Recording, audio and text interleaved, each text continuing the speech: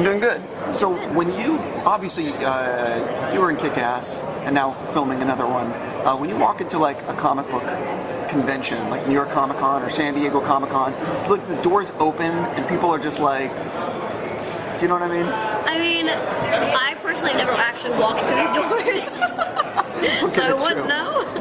But I know that I do have a lot of amazing fans here, and I know that I have a lot of amazing fans at like Comic-Con, WonderCon, New York Comic-Con, San Diego Comic-Con. Like, I have a lot of amazing fans that are really rad, and yeah, I mean, I'm sure that they'd open a door for me. Well, you know what I mean, though. It's I mean, they'd probably like throw blood on me and be like, haha, Carrie.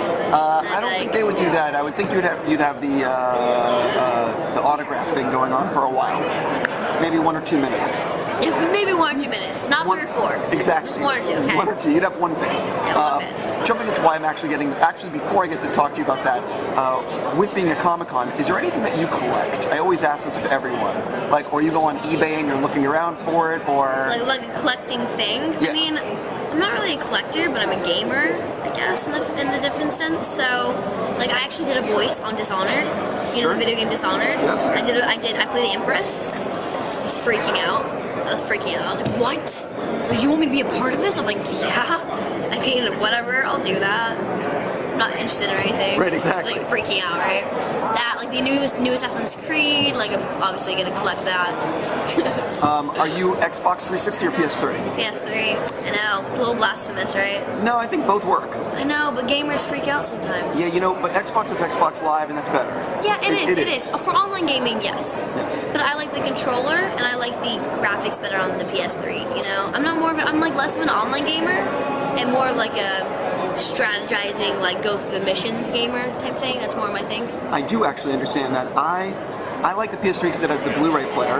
Exactly, so doubles. No, right, I use it for that. Bang for your buck. Right, I actually have both, so I'm cheating.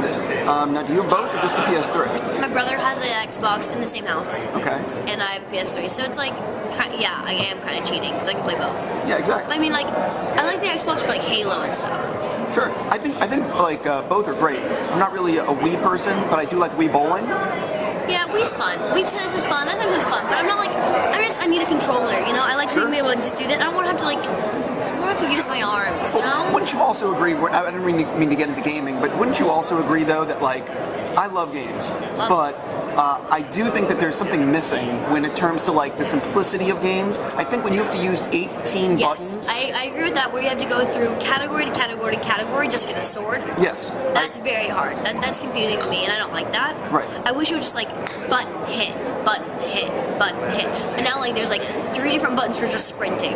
Right. And there's like 6 buttons for jumping, different types of jumps. Yeah, like, I'm completely against that. That's a little annoying. Right, and I think that's the reason why like Super Mario still kicks ass. But yeah, because you just go, yeah, it's like one button, right. one button, like that's it. Right, you know? that's it. I really strongly feel about it. Yeah. I have strong feelings. I have strong feelings about this. Right, I have to talk to you about your movie. Actually what I'm here for. Right, not exactly. just gaming. Okay, I get it. Were you a little bit apprehensive about signing on for it, or is it a project you're like, oh, I'm doing this? Yeah, well, you know, what happened first, I went in for a meeting with MGM, and they came to me and they were like, we're going to remake Carrie. And I went, okay. What does that entail? You know, and you kind of do that thing where you're like, who's going to be directing? Because obviously that's like a major part of it. And my major part of it was, well, I like to see the script, and then I like to see the director.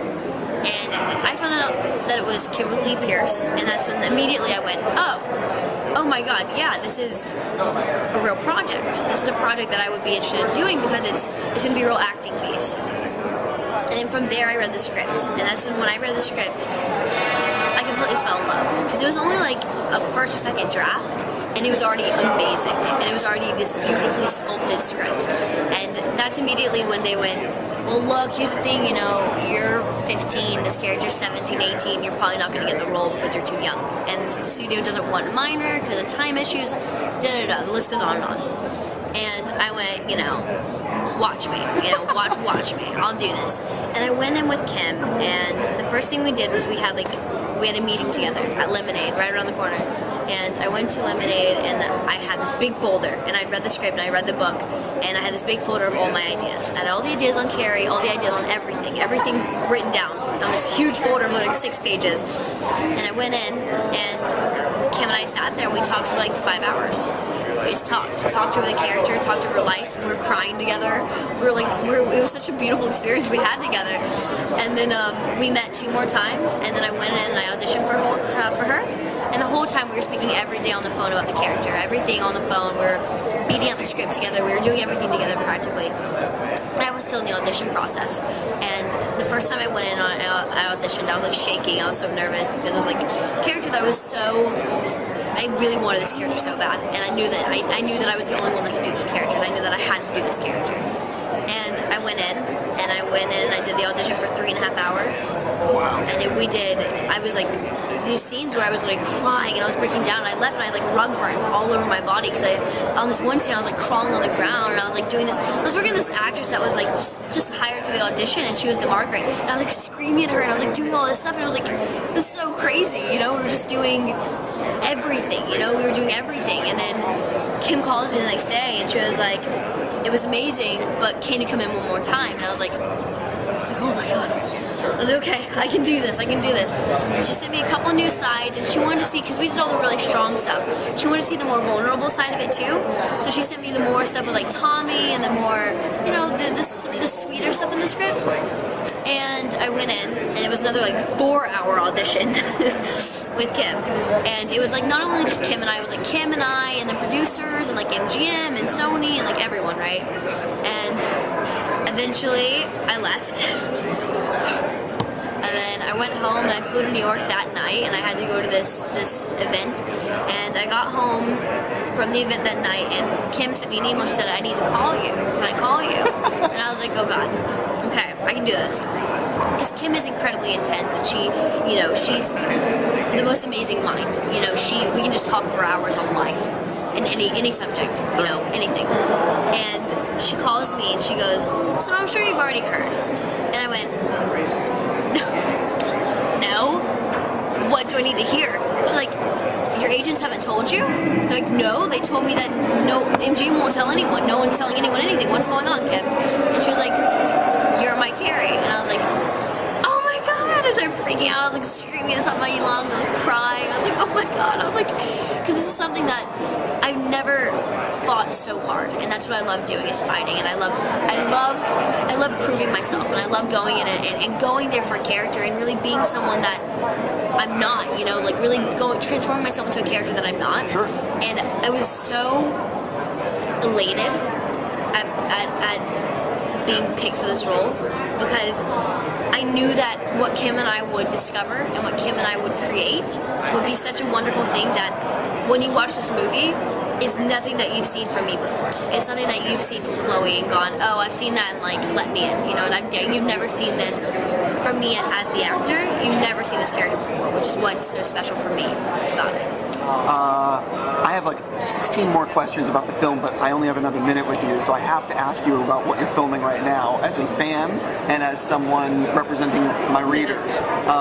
Talk a little bit about what you're filming right now, and how is it going, and how does it compare to the first film? Well, I'm filming Kick-Ass 2.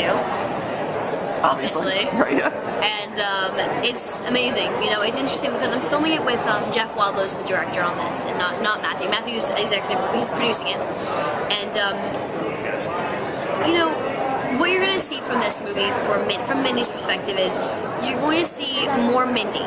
You know, in the first one we saw more Hit Girl, you're going to see a bit more Mindy, and you're going to see her realize, you know, God, what was I doing? What am I doing? Who am I? Am I Hit Girl? Am I Mindy? What is my mask? Is my mask Mindy, or is my mask Hit Girl? You know, am I supposed to be this normal girl who just goes to school and has a great life, or am I supposed to kill people and be a vigilante and be someone who fights crime? You know.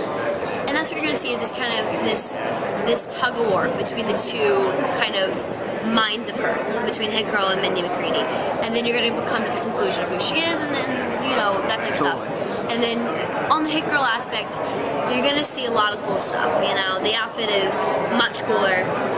The hair is cool. It's same purple, you know, purple obviously. We've all seen the set photos. Well, they're all out there. You've seen them, so it's pretty cool. It's rad. It's rad. There's a lot of superheroes. There's a lot of them, but you know, for me, it's really fun. Definitely want to ask you. There's a lot of rumors that I gotta wrap with you, but there's a lot of rumors that Big Daddy might make an appearance. No, I don't know what I'm supposed to say about that, but I mean. Okay, say no more. I will say though, my last thing for you real quick. What are you already thinking about for the future? Because I would imagine you're being offered a lot of scripts, and it's a question of what do you want to do? You know what I mean? Yeah, you know, well, I'm taking this December off. After I finish Kick-Ass, I'm going to go on vacation with my family and stuff, and we have many a great script and many a great storylines that I'm really looking forward to looking at and reading. And honestly, it's just trying to find what is the right next step. You know, I took 8 months off before I did Carrie. Took 7-8 months off, you know, and I did a whole press tour. I did Dark Shadows press tour. I did Hugo press tour, and I really took a lot of time to mull over what my ideas are and what I should do next. And then Carrie came along, and that's what I went for, you know. And that's that's what I'm really gonna look at next, is figuring out what is the right next step. Totally. I got to wrap with you. Thank you so much. Thank you. I mean, it's stuff